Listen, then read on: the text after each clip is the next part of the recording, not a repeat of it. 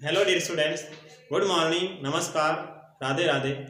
स्वागत है आप सबका एक बार फिर डीपीएस की ऑनलाइन क्लास में। जैसा बेटा आप सबको पता है, मैं हमेशा आपको एनवायरनमेंट सब्जेक्ट पढ़ाने के लिए आता हूँ। उसी प्रकार से एक बार फिर आपकी क्लास लेने के लिए आ गया हूँ। और आपको पता है कि मैं आपको हमेशा एनवायरनमेंट सब्जेक्ट पढ़ाता हूँ। और देखो बेटा, तीसरा चैप्टर पढ़ रहे हैं हम। तीसरा पढ़ रहे हैं ना, पहला दूसरा कंप्लीटली पूरा कर लिया। कल की क्लास में तीसरा भी पूरा कर लिया। अब आगे बात करते हैं, जहाँ तीसरा चैप्टर के क्वेश्चन आंसर कल वाले कर लिए, उसके बाद में देखो, यानी पेज नंबर 20 निकालोगे। 19 पेज नंबर पर कल कर लिया था, आज 20 पेज नंबर ही निकालोगे। देखो 20 पेज नंबर पर क्या है, 20 पेज नंबर निकालो बेटा। आपकी बुक ये है, बुक में देखिएगा 20 पेज नंबर ये रहे, ऊपर लिखा हुआ एक्टिविटी। ये आपको करना बेटा बुक में ही करना है। आज का काम बुक में ही करना है, नोटबुक में नहीं करना है, पेंसिल से करना है, ठीक है ना। देखो पहला क्वेश्चन है, a draw a tree diagram of your family.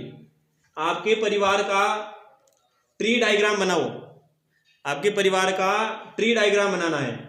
Tree होता है पेड़, एक पेड़ के दो बीज होते हैं। एक पेड़ से उसके बहुत सारे पेड़ बनते हैं। एक पेड़ होता है, उसके बहुत सारे सीड्स होते हैं। उस सीड से क्या बनता है, नया पौधा बनता है वापस। उसी प्रकार से आपको ट्री डायग्राम बनाना है। तो ट्री डायग्राम में सबसे ऊपर देखो लिखा हुआ है नेम ऑफ ग्रैंड पेरेंट्स। क्या लिखा हुआ है, नेम ऑफ ग्रैंड पेरेंट्स, यानी कि ग्रैंड पेरेंट्स का नाम लिखना। आपके दादाजी का नाम लिखना बेटा। यहाँ किसका नाम लिखना, देखो ग्रैंड पेरेंट्स लिखा हुआ है, इसका मतलब दादाजी का भी लिखना है, दादी जी का भी लिखना, दोनों ही नाम लिखने हैं। अगर ग्रैंड फादर होता या ग्रैंड मदर होता तब तो एक ही नाम लिखते। लिखा हुआ ग्रैंड पेरेंट्स लिखा हुआ है, दादाजी और दादी जी दोनों का नाम लिखना ऊपर वाले कॉलम में। फिर देखो इधर लिखा हुआ है नेम ऑफ योर पेरेंट्स। आपके माता पिता का नाम लिखना है। माता पिता का मीन्स पहले पापा का नाम लिखना, उसके पास में मम्मी का नाम लिखना। पापा का नाम, मम्मी का नाम, दोनों का नाम इसी एक ही कॉलम में लिखना है। ये जो कॉलम दिख रहा है ना, उसे एक कॉलम में ही लिखना है। फिर देखो आगे इधर नेम ऑफ योर अंकल या आंट। इधर आपके चाचा है तो चाचा जी का नाम, अगर चाचा नहीं है बड़े पापा तो उसका नाम भी लिख सकते हैं। जरूरी नहीं है चाचा का ही नाम लिखना है। चाचा जी और बड़े पापा दोनों नहीं है तब तो कोई बात नहीं, आप खाली छोड़ दीजिएगा। बट चाचा या आपके बड़े पापा जी कोई भी है तो दोनों का नाम लिखना। चाचा जी का नाम लिखना तो चाची का भी नाम लिखना। चाचा का लिखा तो चाची का भी लिखिएगा, ताऊ का लिखा तो ताई का भी लिखिए, ठीक है ना। फिर देखो इधर नेम ऑफ चिल्ड्रन। आपके माता पिता जो है, आपके माता पिता के बच्चों के नाम। आपके माता पिता के एक तो बच्चे आप ही हो, और अगर आपकी कोई भी ब्रदर सिस्टर है तो उसका नाम भी लिखना है तो लिखना है, नहीं है तो सिर्फ आपका नाम रहने देना। फिर इधर आपके नेम ऑफ चिल्ड्रन, इसके भी आपके जो भी चाचा चाची है या ताऊ ताई है उसके जो भी बच्चे हैं उसके बच्चों के नाम भी इसमें लिखना है। तो समझ में आ गया ना कैसे करना है, मैंने सारी चीजें बता दी है। इसमें आप क्या करना, आपकी मम्मी या आपके पापा जी की सहायता लेना, क्योंकि आप नहीं लिख सकते हो, आपको इतनी इंग्लिश नहीं आती है, आप अभी क्लास फर्स्ट में ही पढ़ रहे हो। इस कारण से आप अपने पेरेंट्स की सहायता से एक ट्री पर पूरा करना है। ये जो ट्री मैंने कहा है बुक में ही करना, पेंसिल से आप नहीं कर सकते।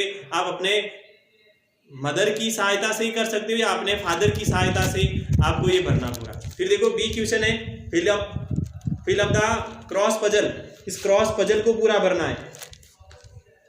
क्रॉस पजल को पूरा भरना है। इसमें देखो क्या लिखा हुआ है, इधर लिखा हुआ देखो, ऐसे इधर अक्षर भरने। ये मैं आपको बोर्ड पे करवा देता हूं, ठीक है ना। देखो क्या लिखा हुआ है,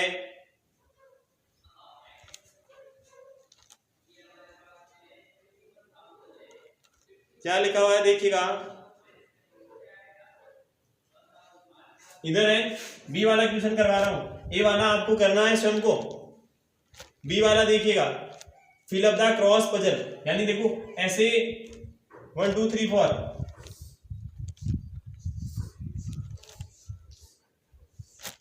ये ऐसे बनाइएगा 4। फिर इधर है एक, फिर उसके इधर एक और है, फिर 1 2 3 इधर 3 है ना, एक है, दो है और एक 3 है, ऐसी पजल है। फिर इसके नीचे वापस एक और है और इधर एक और है, ऐसी बनाई हुई है एक। तो जहां देखो एस लिखा हुआ है, यहाँ टी लिखा हुआ है, ठीक है, साथ में ओ भी लिखा हुआ है और एक इधर ई लिखा हुआ है। दूसरी वाली बनाता हूं, इसमें इधर है, ये ऐसे है 4, उसके बाद में एक इधर है और दो इधर है, बस इतनी है ना। हाँ, अब देखो यहाँ एस लिखा है, यहाँ टी ओ लिखा है, यहाँ ई लिखा हुआ है। ऊपर देखो, ऊपर नहीं देखना है, ऐसे देखो 1 नंबर लगा करके नीचे एरो है, यानी नीचे देखो, नीचे एक डायग्राम दे रखा है जहां पर एक बर्तन में पानी गर्म हो रहा है, एक बर्तन में पानी गर्म हो रहा है, उसके ऊपर एक किसी का हैंड है, यानी स्किन से पता चलता है ना कि पानी गर्म है, इस कारण से स्किन लिखना है SKIN, ये लिख दिया।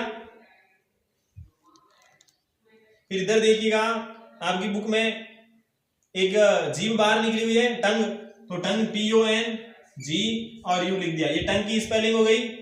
फिर इधर देखिएगा, ऐसे कान है, ये कान है ना, कान, तो EAR लिख दिया, ईयर, ये यानी कान हो गया। तो ये आपकी पजल फिल हो गई। अब उधर वाली पजल की बात करेंगे, पहली पजल फिल हो गई है, अब उधर वाली पजल फिल करेंगे। और उधर वाली पजल में देखो, इधर देखिएगा, सबसे ऊपर एक लड़का दौड़ रहा है, उसके पैर दिख रहे हैं, तो लड़का तो पैर को क्या कहते हैं, यहाँ L लिखा हुआ है ऑलरेडी, यहाँ E लिखा हुआ है, यहाँ S लिखा हुआ है और यहाँ S लिखा हुआ है। और सबसे ऊपर यहाँ एक लड़के के पैर है, लड़का दौड़ रहा है, लड़के के पैर पैर है, पैर पैर है, तो LEGS लेग्स यानी पैर होते हैं। उसके अलावा ऊपर लिखा ना ऐसे 3 नंबर, फिर इधर लिखा है 4 नंबर, और आगे देखो इधर, इधर आंखें हैं, इधर क्या है, तो आंखें पूरी हुई है इधर, तो आंखों को आईज कहते हैं, EYES हो गया आईज, आंखें। तो ये भी आपकी पजल फील हो गई और ये भी फील हो गई। तो इसको देख करके आप अपनी जो बुक है आपकी, आपको अपनी बुक में ये फील करना है, ठीक है ना, समझ में आ गया है। तो मैं इरेज करता हूं, आप नोट कर लेना, पहले बुक में फिल कर देना, बाद में कर लेना, ठीक है। अब बात करूंगा आगे वाले क्वेश्चन की, 2 क्वेश्चन हो गए। फिर लिखा हुआ है also right the function of each part, also right the function of each part, ये कह रहा है कि प्रत्येक भाग का कार्य भी लिखना है।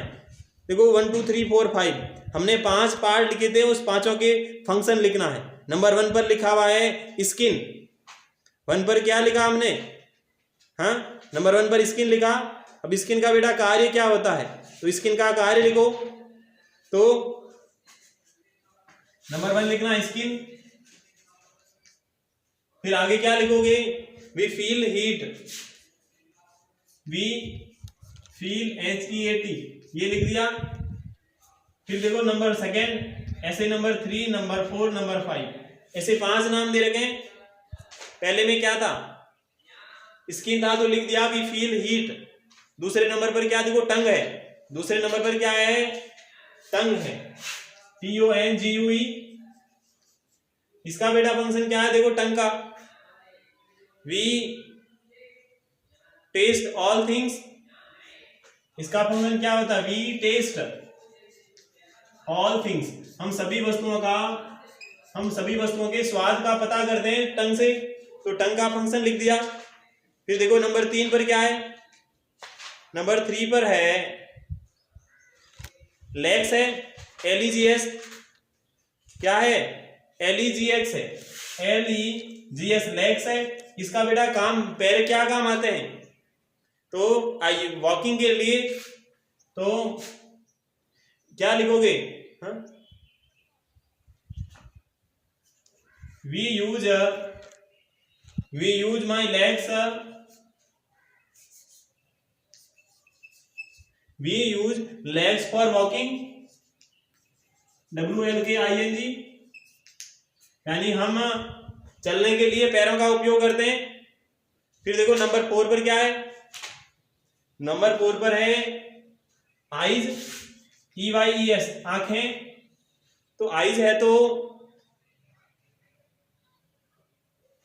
आईज का फंक्शन लिखना है, तो we see things around us, we see things AROUND around us, हम हमारे चारों ओर की वस्तुएं देखते हैं आंखों से, तो ये लिख दिया आई का फंक्शन। फिर लास्ट है ईयर, EAR ईयर यानी कान। कान से हमारा, कान से हम क्या करते हैं, तो साउंड को सुनते हैं नोज से, तो क्या लिखोगे, hear sound of many things, we hear of sound many things, यानी कि हम कई वस्तुओं की आवाज सुनते हैं, हम ध्वनि सुनते हैं। तो बेटा ये करना है आपको, मैंने सारा बता दिया है आपको क्या करना है। होमवर्क मैंने सब बता दिया है, एक तो कि बुक में ही करना है। पहली बात, होमवर्क बुक में ही करना है। पहला क्वेश्चन यानी एक क्वेश्चन भी करना है, जो आपको क्या करना, एक बार वापस बता देता हूं।